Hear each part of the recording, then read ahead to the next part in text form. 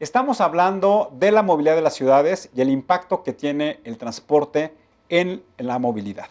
Como pudimos observar en los testimoniales, pues claramente hay un muy alto grado de insatisfacción por parte de los ciudadanos con la calidad del servicio en materia de transporte. Como también pudimos observar, al menos tardan de 1 a 2 horas cada ciudadano en transportarse de su casa al trabajo. Y claramente, como ellos lo dicen, pues eso lo que contribuye es que tengan una menor convivencia familiar, a que la productividad que puedan ellos dar en sus empleos se ve mermada por el tiempo que le dedican de traslado. Y también, claramente, el transporte se convierte en uno de los principales elementos que afectan a la economía familiar. Muchos de ellos nos hablaban que dentro del 20 al 40% de sus ingresos los dedican al pago del transporte público. Para esos temas, hoy hemos invitado, como todos los días, a Alfonso Rodríguez para que conversemos de cuáles consideramos son los elementos más importantes con respecto a la movilidad de las ciudades. Alfonso, buenas noches, gracias por acompañarnos. ¿Cómo estás, Tulio? Muy buenas noches. Buenas noches. Alfonso, pues un poco nos gustaría platicar de cómo vemos hoy en nuestro país la concentración de la población en las zonas metropolitanas. Hemos mucho platicado aquí en otros programas cómo la población se está agrupando en las zonas urbanas, pero fundamentalmente cómo están creciendo las zonas metropolitanas de nuestro país, que son los ejes, los espacios de articulación de las políticas públicas y sobre todo son los espacios de oportunidad para mejorar la calidad de vida de las familias. ¿Qué nos puedes platicar, Alfonso? Pues mira, hoy vemos, Tulio, que no es una situación que solamente le ocurra a nuestro país, sino es una situación que le pasa a todos los países en el mundo y a todas las ciudades. Hoy tenemos, como podemos ver en la primera gráfica, si nos la podrían poner por favor, que de los centros urbanos ocupan el 5% del territorio a nivel mundial y que hoy, por ejemplo, en el 2014 la población urbana ocupaba el 54%, y en los próximos 36 años, o sea, en el 2050, va a ser el 66%. O sea, esto quiere decir que sí va a haber un crecimiento importante y que, por ejemplo, hoy los centros urbanos consumen el 70% de la energía y causan el 70% de gases contaminantes. Eso lo que nos habla es de que claramente el mundo está pensado en zonas urbanas, que el mundo está pensado en grandes concentraciones de población y que lo que lleva es que a los principales productos de bienes y servicios pues van a ser consumidos en estos centros urbanos.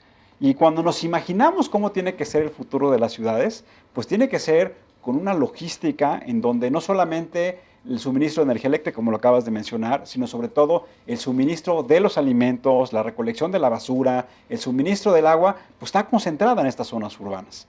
Y eso lo que conlleva es que hoy en el mundo se está pensando en grandes tanques pensantes como CTS Embark, que hoy nos acompaña, de cómo tiene que desarrollarse nuevas formas y nuevas prácticas para hacer más eficiente el uso de los recursos dentro de las ciudades. Y como decían los ciudadanos y las personas que salieron a entrevistar en la calle, pues hoy eso pega en la productividad en el trabajo y en la calidad de vida que tienen las personas con sus familias. Yo creo que es un tema no menor y que debemos atender a la mayor brevedad. Pues vayamos a la siguiente gráfica, Alfonso. La siguiente gráfica, Tulio, vamos a hablar ya en temas del país. En México se consideran 59 zonas metropolitanas. Destacan aquí 4 zonas metropolitanas, que una es el Valle de México, que tiene un poquito más de 20 millones de habitantes. Que es la gran zona metropolitana, de las zonas metropolitanas más grandes del mundo. Es correcto. La ciudad de Guadalajara, que tiene un poquito más de 4 millones de habitantes. La zona de Monterrey, que tiene 4 millones de habitantes. Puebla, un poquito más de 2 millones de habitantes, y la zona de Toluca, que tiene casi 2 millones de habitantes. Y que también esto lo que habla es que uno de los retos de nuestro país cuando busquemos en generar políticas públicas que atiendan a las familias y a los ciudadanos, es cómo se tiene que pensar en una gobernanza metropolitana, es decir, cómo la prestación de los servicios públicos, cómo la manera en cómo se estructuran la toma de decisiones, en cómo se orienta tanto la inversión pública y la inversión privada, está enfocada en cómo satisfacer la productividad, la eficacia, la competitividad de estas zonas metropolitanas. Sí, claro, hoy por ejemplo son los segundos pisos, ¿no? Hoy parecía que podía ser una muy buena idea generar segundos pisos que intercomunicaran y que fueran mucho más eficiente el traslado vehicular, personal y privado de las personas. y hoy vemos que ya se convirtió en un esquema de que ya se hacen embudos de tráfico y que el costo empieza a incrementar y la desconfianza y la incertidumbre y el descontento de la gente, de los usuarios en ese tipo de esquemas, pues va incrementando. Y darles más allá, Alfonso, tiene que ver con la homologación de los marcos normativos que deben tener en las zonas metropolitanas, tiene que ver en cómo crear empresas públicas o empresas privadas que satisfagan a los diferentes municipios que integran las zonas metropolitanas, de tal manera que no por cruzar la calle que ya pertenezca a otro municipio haya un marco normativo distinto, o que el nivel de inversión pública de un municipio a otro sea tan dispar que lo que genere es diferencias importantes entre los habitantes de un lugar y de otro. Y también de lo que hablas tú hace rato, del tema de la gobernabilidad, yo creo que, y volviendo al tema que mencionaba de los segundos pisos, yo creo que falta que, o sea, que los gobiernos locales pues, ejerzan su facultad de gobernar y tomen, o sea, no sea libre albedrío que las empresas puedan determinar un precio o no. O sea, yo creo que los gobiernos deben de cuidar a los ciudadanos. ¿Qué otra gráfica nos puedes presentar, Alfonso? Pues vamos a ver aquí una gráfica muy interesante que es que la población ha crecido 2 veces y que las zonas urbanas han crecido en su tamaño, en extensión, 6 veces. O sea, esto quiere decir que hemos explotado el tema territorial, no con una relación en cuanto ha crecido la población. Y eso se me hace que es un tema en el que en la ciudad, en el país sí es un tema como muy particular y no es un tema tan global. Es decir, que el crecimiento de nuestro país no es un crecimiento vertical, sino es un crecimiento horizontal, y eso lo que obliga es que la necesidad de recursos para satisfacer los principales servicios, como ya lo mencionábamos, el agua, la recolección de la basura, el alumbrado, la calidad de la pavimentación, pues es mucho mayor en virtud de este crecimiento horizontal de las ciudades. Es correcto, requerimos muchos más recursos públicos para atender las necesidades básicas de la población que si tuviéramos ciudades más compactas. Ahora, entremos al tema de cómo afectan los automóviles a toda la productividad de las ciudades. ¿Qué nos puedes platicar de eso? Pues hoy, Tulio, como es un estudio que hizo la Semarnat, si podemos ver la gráfica que preparé, estamos hablando de que hoy en México hay 32 millones de vehículos y que si seguimos con esta tendencia, podemos seguir para el 2030 a 70 millones de vehículos.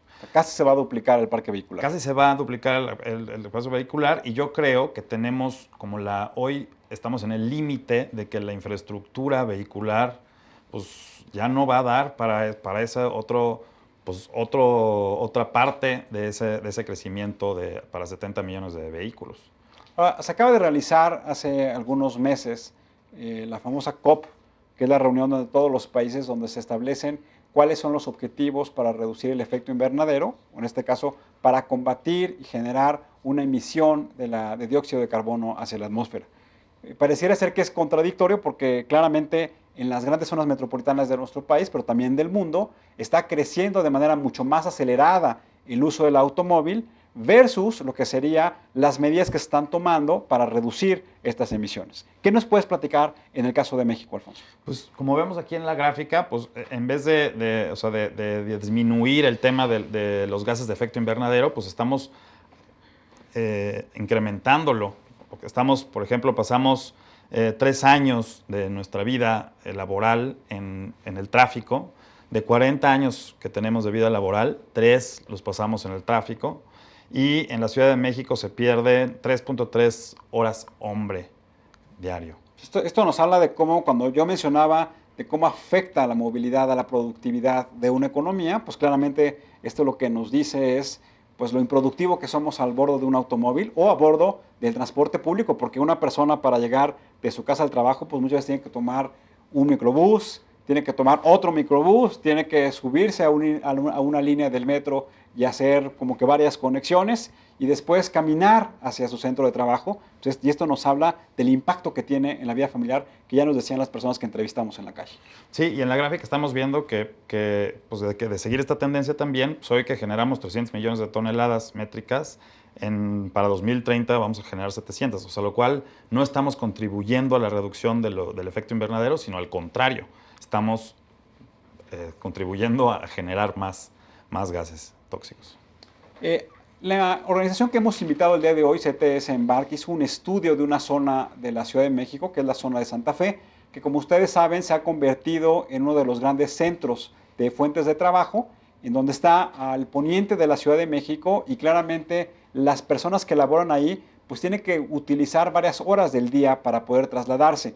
Y eso se ha convertido como un caso icónico de cómo una zona de la ciudad que es relativamente nueva pudo haber tenido una mejor planeación de carácter urbano, sobre todo en el tema de la movilidad y el uso del transporte público. ¿Qué nos puedes platicar de los resultados de este estudio, Alfonso? Pues mira, a mí me gustaría presentarles esta gráfica que preparamos, Tulio, porque ilustra muy bien la problemática de lo que implica que cada quien utilice un vehículo, que sea un vehículo personal, o que utilicemos sistemas de transporte. Yo creo que se vuelve mucho más eficiente en cuestiones de utilización de las calles y de todo el esquema de la ciudad si utilizamos más los transportes públicos. Entonces, aquí en la gráfica pues, estamos viendo, por ejemplo, que en la zona de Santa Fe, que está ubicada en la zona poniente de la Ciudad de México, pues pasan la gente que va de su casa al trabajo allá en Santa Fe, pasa 26 días al año en el tráfico. Es decir, casi un mes de su vida laboral del año lo pasa en el automóvil. Exacto, de los 12 meses, un mes casi lo pasa en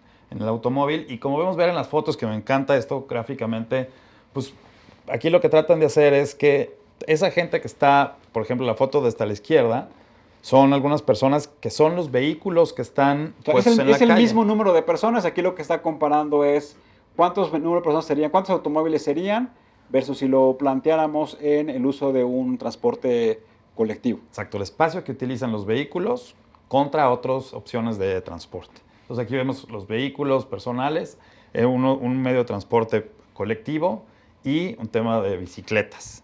Entonces es cómo podemos hacer mucho más eficiente el espacio de tránsito en las ciudades. ¿Qué otro resultado presentó este estudio, Alfonso? Pues presentan, por ejemplo, que al año se gastan 13,000 pesos en las personas que utilizan el transporte público, en trasladarse a la zona de Santa Fe, y 25,000 pesos al año lo que utilizan el automóvil. O sea, estos se me hace que son costos altísimos, tanto para el transporte público como para el personal que utiliza. Estamos hablando que en promedio una persona gasta 13,000 pesos al año. Quiere decir que estamos hablando como que son 1,100 pesos más o menos, que eso lo que significa que si el salario mínimo está en promedio en 2,200, es la mitad. Quiere decir que es la mitad de un salario mínimo lo que destina una persona al transporte público. Si una familia, hay 4 integrantes, que es el promedio que establece el INEGI, y supongamos que al menos 2 miembros de la familia trabajaran, pues quiere decir que destinan más o menos un salario mínimo al mes. Sí, es correcto, y coincide con lo que nos estaban platicando nuestros amigos de las entrevistas, que pues, a veces se gastan hasta el 40% de sus ingresos en el transporte público. Wow. ¿Qué otro resultado presentan aquí con respecto a Santa Fe, Alfonso? Pues presentan, es una zona que está muy conflictuada. Son 850,000 viajes diarios, imagínate eso, Tulio. La infraestructura que debería tener esa zona para poder soportar 850,000 viajes diarios. El 64% de esos viajes se asocian a la actividad laboral. De estos, el 46% se realiza en transporte público y el 41% en automóvil, el 8% en transporte empresarial y el 6% en taxi. Llama la atención eso del transporte empresarial. Yo creo que es una buena solución que las empresas puedan darle a sus empleados un medio de transporte, que se vean en una zona y que no sean obligados a llevarse su coche o algo así, y que pues obviamente incrementaría mucho más el tráfico. Yo creo que deberíamos de apostarle a que las empresas pudieran proveer también ese servicio y que incrementara ese porcentaje. ¿Tú qué opinas? ¿Alguna vez aquí en México se hablaba de generar lo que llaman un transporte multimodal, que lo que significa es hacer centros de transferencia, como lo hay en otros países, que todos conocemos, en donde la gente que vive lejos de la ciudad llega, deja su automóvil, toma un tren, lo que llaman tren de cercanías o un tren rápido, después de ahí llegando, conecta con la línea del metro, llega a su centro de trabajo. Y me parece que eso podría ser algún elemento en donde si existieran estos centros en donde puedan la gente recibir sus vehículos, pues que claramente estuvieran los autobuses, por ejemplo, afuera de las principales líneas del metro, y que eso llevara a que en lugar de que tuvieras a 100 empleados transportándose en 100 diferentes automóviles, pues al menos en un autobús. Y eso lo que contribuiría es a un uso mucho más eficiente de los recursos. Por ejemplo, un ejemplo también de eso es la UNAM. la Universidad Autónoma de México trató, o sea, más bien ya no permite que el paso de vehículos o esos estacionamientos, sino que sus estudiantes y la persona que van a la universidad, hay estacionamientos en donde dejan ahí sus vehículos y de ahí se trasladan en transporte público a la facultad o donde tengan que ir. Se me hace que son Pero soluciones. eso ya es en, ya es en la circulación interna. Yo creo que Sí. aquí lo que buscaríamos es que fuera mucho más amplio y que eso que tú estás explicando dentro de un entorno que es las instalaciones de la UNAM en el sur de la Ciudad de México, que más bien se hiciera a lo largo de toda la ciudad. Claro, pero es un ejemplo de cosas, o sea, de cosas buenas que se pueden hacer y que pueden ser ejemplos de éxito para que se pueda hacer en otras partes de la ciudad. Pues Alfonso, muchas gracias por acompañarnos como siempre. Muchas gracias a ti, Tulio. Buenas noches. Vamos a hacer un corte. Hoy nos acompaña Adriana Lobo de CTS Embark. Los invitamos a que nos escriban en nuestras redes sociales, que nos platiquen cómo consideran ustedes que los ciudadanos podemos contribuir a hacer un uso mucho más eficiente del transporte. Hagamos un corte y regresamos.